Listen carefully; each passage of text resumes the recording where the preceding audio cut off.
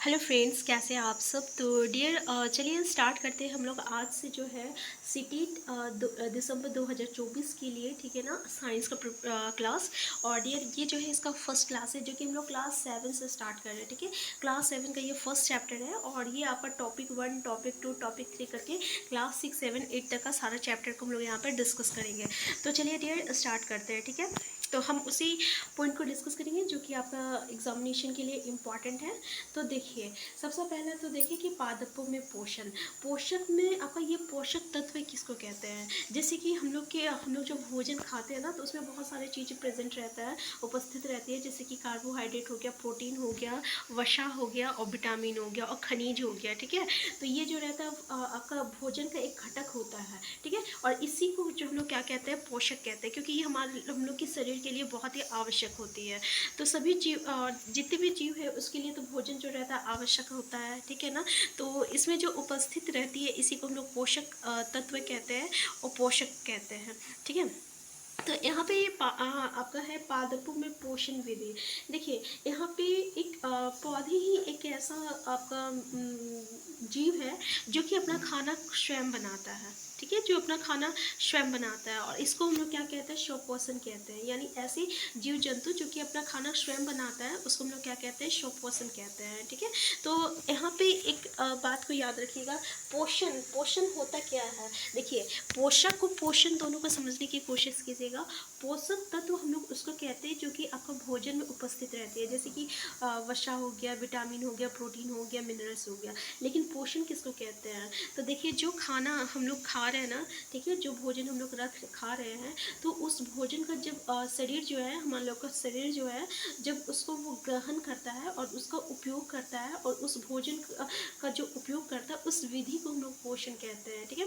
तो सजीवों द्वारा भोजन ग्रहण करने एवं उसका उपयोग की विधि को हम लोग क्या कहते हैं, पोषण कहते हैं। इसका उपयोग कैसे होगा, तो जैसे हम लोग का बॉडी, हम लोग का शरीर का जो ग्रोथ होता है, ठीक है ना, हम लोग की हाइट बढ़ती है, लंबाई बढ़ती है, फिर मोटे होते हैं।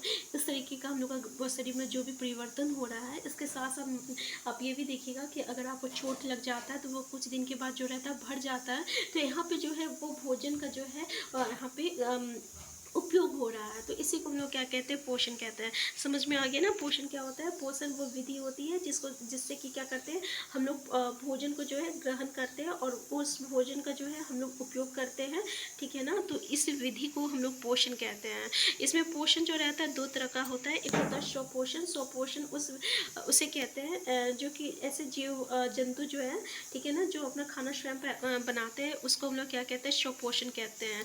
और ये अपना खाना किससे बनाता है, संश्लेषित अपना खाना जो है संश्लेषित करता है, ठीक है ना। तो उसे हम लोग क्या कहते हैं, स्वपोषण कहते हैं। अब कुछ ऐसे होते हैं जीव जंतु जो कि आपका जो पेड़ पौधे जो संश्लेषित जो भोजन करते हैं, करके रखते हैं, उसी को हम लोग क्या कहते हैं, ग्रहण करते हैं, ठीक है। तो हम लोग क्या कहते हैं, विषम पोषी कहते हैं। जैसे कि हम लोग चावल खाते हैं, गेहूँ खाते हैं, तो ये कौन बनाता है, ये आपको ये जो है ये आपका पेड़ पौधे बना रहा है, इसको हम लोग क्या कहते हैं, बस खाते हैं, ठीक है ना, बनाते हैं और खाते हैं। तो हम लोग क्या कहलाएंगे, विषम पोषी कहलाते हैं, ठीक है। तो ऐसे पादपों को हम लोग क्या कहते हैं, स्वपोषी कहते हैं। और स्वपोषण, अब देखिए यहाँ पे एक और बात को याद रखिएगा, स्वपोषण ऐसे जीव जंतु, ठीक है ना, ये एक मतलब कि पोषण जो है दो प्रकार का होता है, स्वपोषण होता है और परपोषण होता है। स्वपोषण जो अपना खाना स्वयं बनाता है उसको हम लोग स्वपोषण कहते हैं।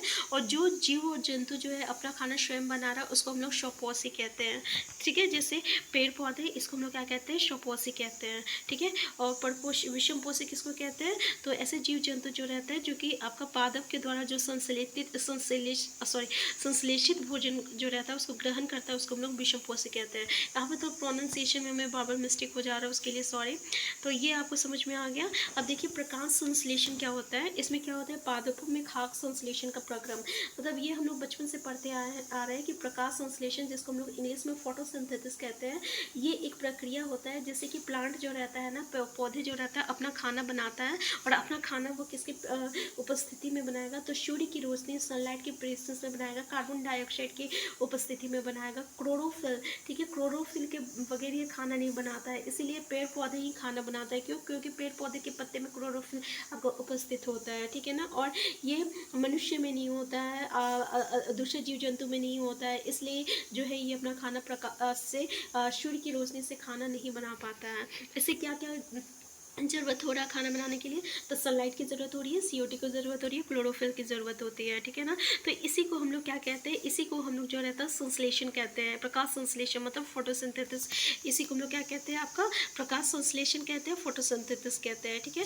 अब देखिए क्या होता है, रंध्र क्या होती है, ये जैसे ये पत्ते हैं ना, पत्ते में जो रहता है एक खुला खुला छोटे छोटे ये छेद होता है, इसको हम लोग रंध्र कहते हैं, इंग्लिश में इसको हम लोग स्टोमाटा कहते हैं, ठीक है। जो हम लोग जो है, हम लोग क्या ग्रहण करते हैं, हम लोग ऑक्सीजन लेते हैं और हम लोग कार्बन डाइऑक्साइड रिलीज करते हैं। तो ये जो पौधे होते हैं ना, ये कार्बन डाइऑक्साइड को क्या करता है, ग्रहण करता है। तो इसी रंध्र के द्वारा जो है कार्बन डाइऑक्साइड जो रहता है आपका प्लांट जो रहता है लेता है, और फिर उसका जो है उसके क्लोरोफिल की उपस्थिति में वो अपना खाना बनाता है, और फिर वो अपने पूरे बॉडी पार्ट में क्या करता है, आपका डिस्ट्रीब्यूट कर देता है। डिस्ट्रीब्यूट मतलब पूरे बॉडी पार्ट में वो क्या करता है, एक जगह से दूसरी जगह पहुंचाता है। नीचे का जो आपका रूट रहता है ना, इसको हम लोग जड़ कहते हैं। ये जड़ से जो है खनिज और आपका पानी, ये पौधे जो रहता है अब्जॉर्ब करता है, पत्ते से इसको क्या मिल जा रहा है, कार्बन डाइऑक्साइड बना रहा है, इस तरीके से, और सूर्य की रोशनी से, सनलाइट से इसको सूर्य की रोशनी मिल रही है, इस तरीके से ये अपना खाना बनाता है। और इसी प्रक्रिया को हम लोग क्या कहते हैं, प्रकाश संश्लेषण कहते हैं। क्लोरोफिल जो रहता है ना, ये एक वर्णक होता है जिसको हम लोग इंग्लिश में पिगमेंट कहते हैं, जो कि आपका पत्ते में प्रेजेंट रहता है। ये हरा कलर का रहता है, ठीक है ना, हरा रहता है, और इसी की उपस्थिति में ये खाना बनाता है, और इस प्रक्रिया को हम लोग प्रकाश संश्लेषण कहते हैं। आप यहाँ पे देख सकते हैं, ये एक प्रक्रिया है जिसमें कार्बन डाइऑक्साइड और जल जो रहता है सूर्य की प्रकाश और क्लोरोफिल के प्रेजेंस में ये खाना बनाता है। ये खाना को हम लोग क्या कहते हैं, कार्बोहाइड्रेट कहते हैं, और ऑक्सीजन रिलीज करता है। आपको पता है ना कि पेड़ पौधे जो है ये क्या रिलीज करता है, ऑक्सीजन रिलीज करता है, और हम लोग क्या रिलीज करते हैं, CO2 रिलीज करते हैं। तो पेड़ पौधे जो रहता है ये CO2 को लेता है, हम लोग क्या लेते हैं, ऑक्सीजन लेते हैं, ठीक है, ये तो आपको पता होगा। तो देखिए क्या होता है, ये जो कार्बोहाइड्रेट रहता है ना, ये स्टार्च में जो रहता है परिवर्तित हो जाता है, और फिर प्लांट जो रहता है उसको स्टार्च के रूप में जो रहता है अपने में स्टोर करके रखता है। तो देखिए हम लोग कैसे जान सकते हैं कि कोई पौधे जो रहता है ना, वो मतलब कि वो अपना खाना बनाया है कि नहीं बनाया है। तो इसमें क्या होता है कि एक टेस्ट होता है, जैसे कि यहाँ पे हम लोग देख सकते हैं। देखिए ये एक तरह का टेस्ट होता है, आयोडीन टेस्ट होता है। जैसे कि यहाँ पे देख सकते हैं, पत्तियों में आयोडीन परीक्षण उसी प्रकार कीजिए जैसे कि आप कक्षा हम लोग 6 में इसमें कर चुके थे।